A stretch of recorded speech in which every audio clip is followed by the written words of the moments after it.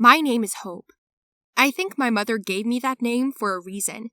She had hope for the best, a new life without violence. Are you familiar with domestic violence? Do you know what this is?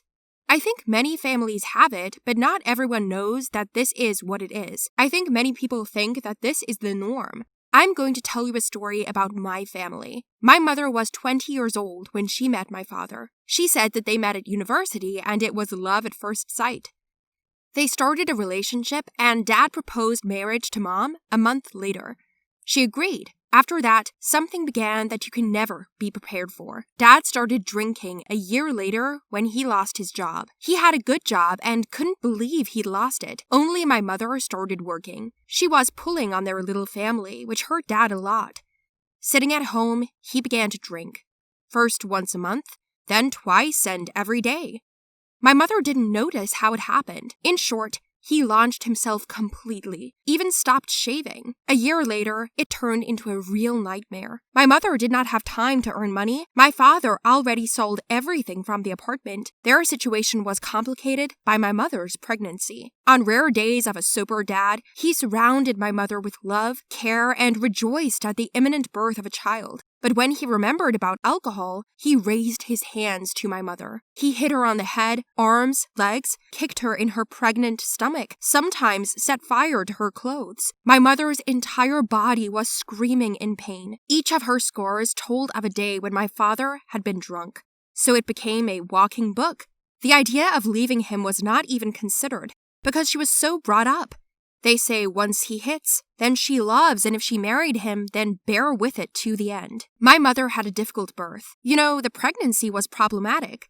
So I was born by cesarean section. My father was very happy at first, insanely happy, but then he decided to wash it off, and it started. As soon as my mother returned from the hospital, she was met by an angry man with a hangover and demanded to bring vodka. My mother tried to do anything to keep him from touching me, so they lived for several more years. By the time I was 5, I was already clearly aware of what was happening.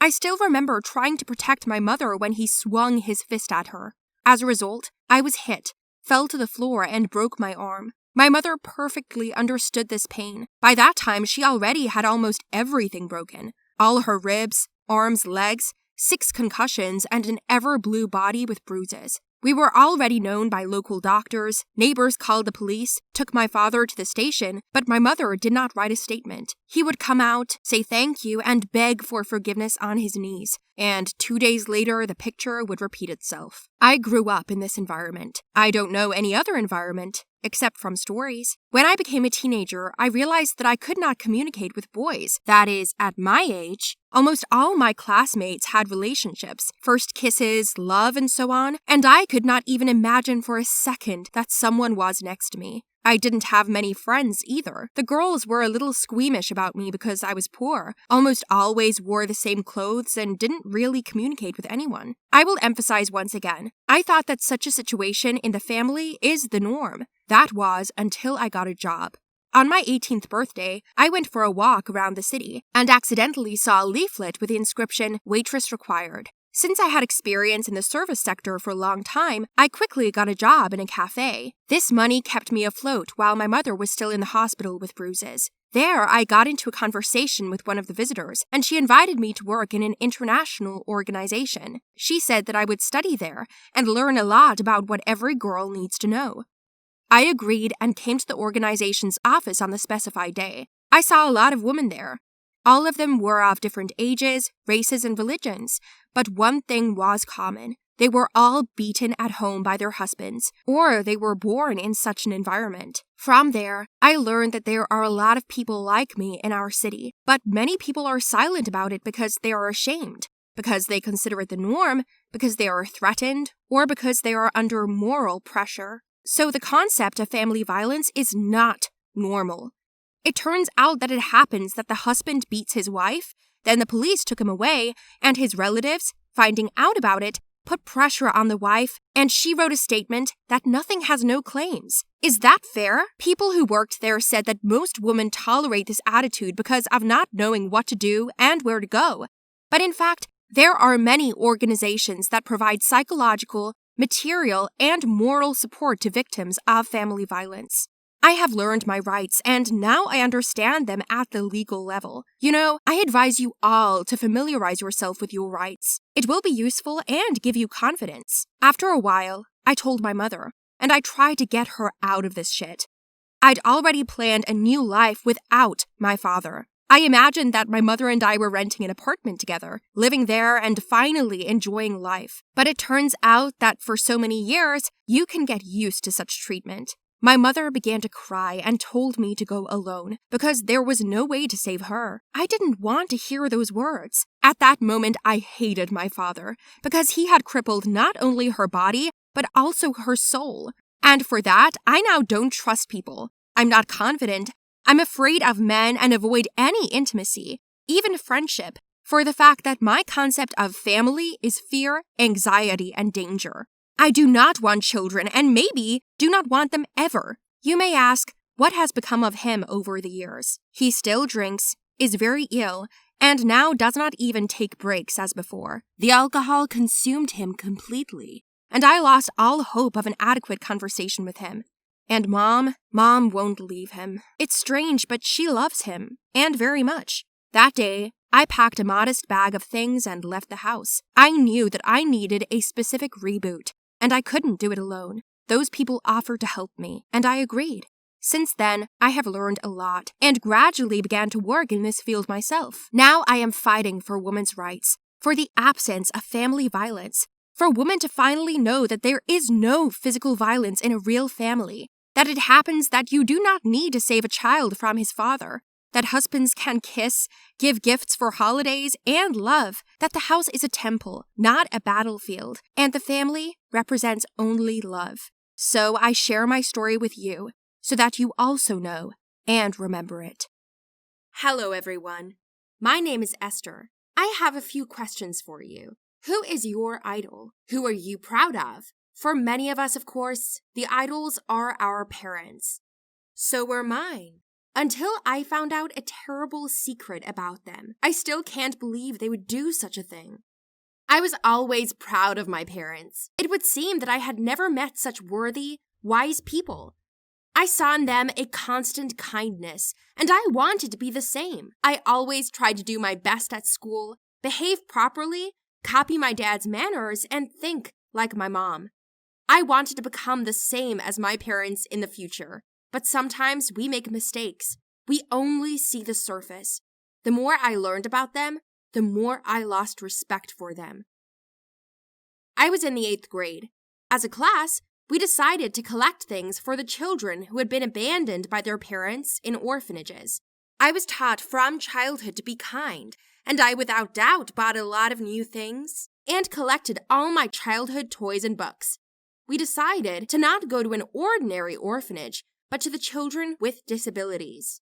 Over dinner, I told my parents that I was going to the orphanage tomorrow. I've always felt sorry for orphan children, not exactly disabled ones. I believe that childhood is a period when the personality is laid, the worldview is formed, vitality, purposefulness. These qualities do not develop spontaneously, but are formed with full-fledged parental love.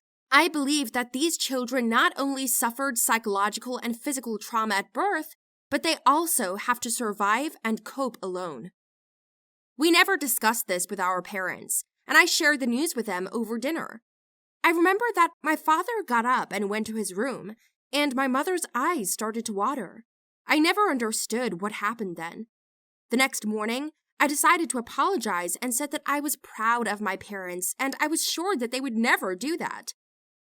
We went with the class to an orphanage. I was glad that I had good-natured classmates. We collected a lot of toys, food, and clothing. We planned to stay until the evening, because we had prepared a performance for them. First, the children greeted us, prepared dances, songs, scenes of famous fairy tales. It was very fun. They are so talented.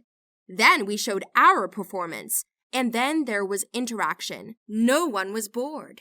The final conclusion was their performances with life stories. Everyone had their own story. One was left by their parents in their home, the other after 3 years of trying to overcome a disease. The other's parents took away their parental rights, and there were a lot of such stories. Every story made me cry. These life stories affected me very much, and different feelings arose. Feelings of guilt, ingratitude, and resentment.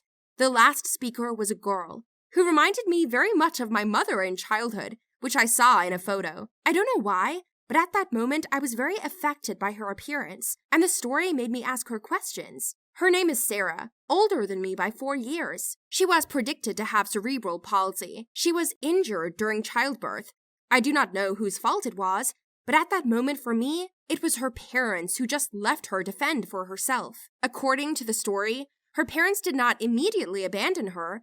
They left her to her grandmother, but her grandmother died and, at the age of 3, she had to be sent to an orphanage.